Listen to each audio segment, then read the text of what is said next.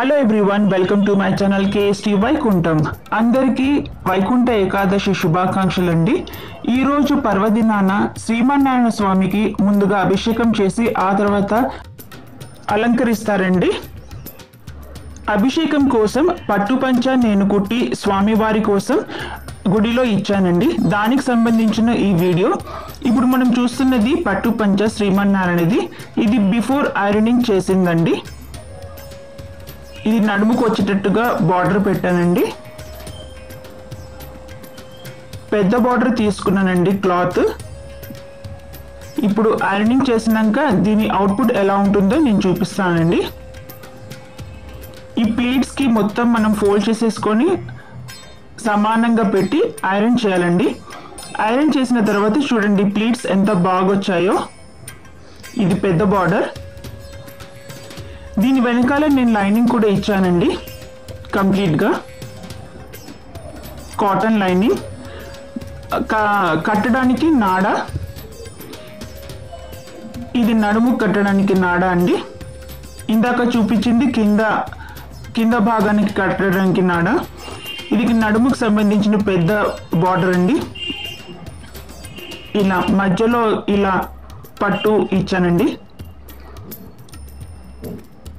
చూడండి లైనింగ్. ఇక్కడ మధ్యలో ఇంకొక నాట్ వేయడానికి ఒక నాడ కుట్టానండి. ఇది పెద్ద బార్డర్, దానికి సంబంధించిన design. Border colour reddish orange అండి.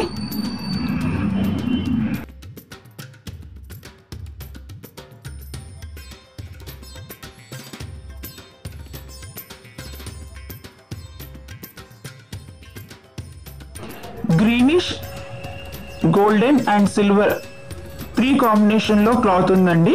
ఇది వెనక భాగం, స్వామివారి పంచ వెనక భాగం. చూసారు కదా ఐరనింగ్ తర్వాత ఎంత బాగా అవుట్పుట్ వచ్చిందో.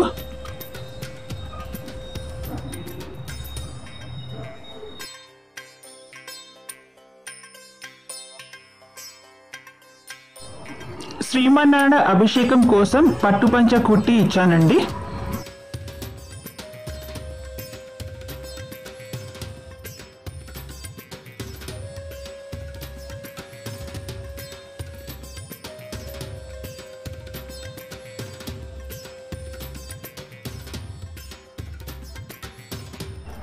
ఆల్రెడీ నా ప్రీవియస్ వీడియోలో పట్టు పంచ ఎలా కుట్టాలో చూపించాను. దాని లింక్ నేను డిస్క్రిప్షన్ బాక్స్లో ఇస్తానండి.